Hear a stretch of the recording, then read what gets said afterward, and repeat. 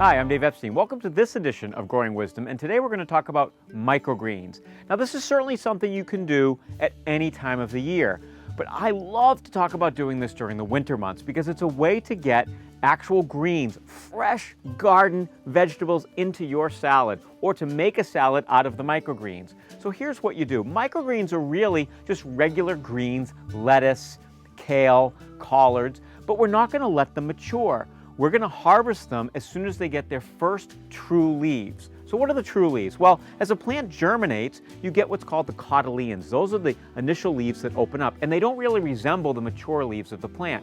You can see on these microgreens that are mature, notice the little cotyledons right here. As the plant continues to mature, it will get its first set of true leaves. So the true leaves will resemble all the subsequent leaves that grow on the plant thereafter. We're going to harvest these microgreens when we get the first true leaves, and you can use them for a number of things. You can add them as a garnish to a salad. If you plant enough, you can actually make a microgreen salad. Some folks put them on things like hamburgers. You could use it there, or you can just use it as an edible garnish on any plate. One of the other wonderful aspects of microgreens is the amount of nutrients they have. As these plants are starting to mature, they have tons of vitamins all locked up in those little tiny plants. So as you're making your little microgreen salad, you're getting lots of vitamins, and it's fresh. There's no pesticides because you haven't applied anything. When you use your microgreens, you're getting something that's organic, that's fresh, and that you grew, and that's just incredibly rewarding. To get the microgreens, we've got to grow them, and you can grow them in a shallow container. That's the key. You don't need a big deep container like you would, say, for tomatoes or peppers, where you're going to have a big pot. So here's one example. You could use something like this. Notice it's very shallow. It's only about 2 inches deep. I like to use the takeout containers as a microgreen container because it's like a little mini greenhouse. You have the shallow bottom, you have a little bit of a top, and when you place that over the soil and the seeds, it's going to create this wonderful little greenhouse. You'll do that until the seeds sprout, and then you're going to remove the top and just let them grow. To grow our microgreens, we need 3 things: soil, water, and light. So here's our container. We're going to put some soil in. So I'm using a seed starting mix. It's a much lighter mix, and we're going to put this right in the container here. What I do is I like to break up any of those clumps of the soil that may be in there when it comes out of the bag. And I leave a little bit of headspace, so we're not filling this up totally because we've got to cover the seeds just a little bit. Here's our great seed starting mix, and now we're just going to add the seeds. Now, I've got some different seeds here. You can make your own mix by taking old lettuce seeds and making up a mix, or you can actually buy microgreen mix. So here's mustard greens work well. This is a purple kohlrabi, that works well. Here's Kogain, this is micro mix. And we also have here a red cabbage. So I like the idea of the red cabbage, so we're going to do 1 container of red cabbage mix. You may ask, can I mix all of these in 1 container? I don't advise it because they'll grow at slightly different rates. So if you wanted to grow all 4 of these, have 4 different containers, or divide your container into little sections, but don't mix them up.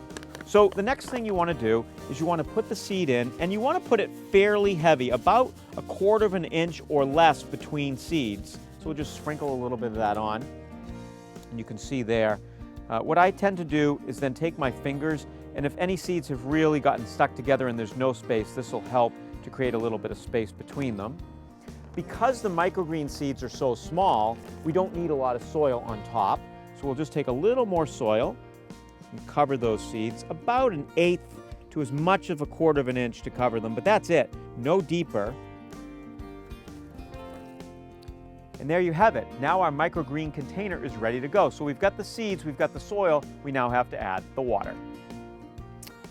All right, so what I need now is to water it. Now, you could use a watering container, but I don't recommend this because even if you have one of those even if you have, say, an adapter that makes this a little more like rain, it could start to push the seeds a little bit. This is fairly fragile. So we're going to forego the watering container, and what I use is a mister. So I basically just have a clean bottle here. It says water for misting on it, and I'll just mist the soil. You can see how nicely this wets the soil. Now, there's no drainage in this particular container, and that's okay because we're just getting the seeds to germinate a little bit. You can have drainage, but it's not critical, it doesn't. However, you don't want to get this too wet, so just a little bit of moisture on there, and then we're going to seal this up. And this will act like a little greenhouse. We don't need a lot of water in there because it's going to continue to recirculate. You want to place this under grow lights or in a very sunny window. If you place it in just a bright window, your seedlings are going to get very stretched out and they're not going to grow very well. So you want to give it artificial light or a sunny window, and it will work quite well. You can also put it in a cooler window, like on a screened-in porch, perhaps, that's very sunny. So let me show you inside. I'm just going to show you how I harvest some of my microgreens. So these microgreens here have been growing for about 2 weeks, and that's about how long it takes to get microgreens. So I started these 2 weeks ago. I'm planning an event at the house, and I knew I wanted to have microgreens for it. I kind of want to impress everybody. Take a pair of scissors, and you just gently snip, and then you can put those in a little dish. If you grow enough microgreens, you can have garnishes for everybody, or even a small salad. That will certainly impress folks in the dead of winter. For Time Warner Cable and Growing Wisdom, I'm Dave Epstein.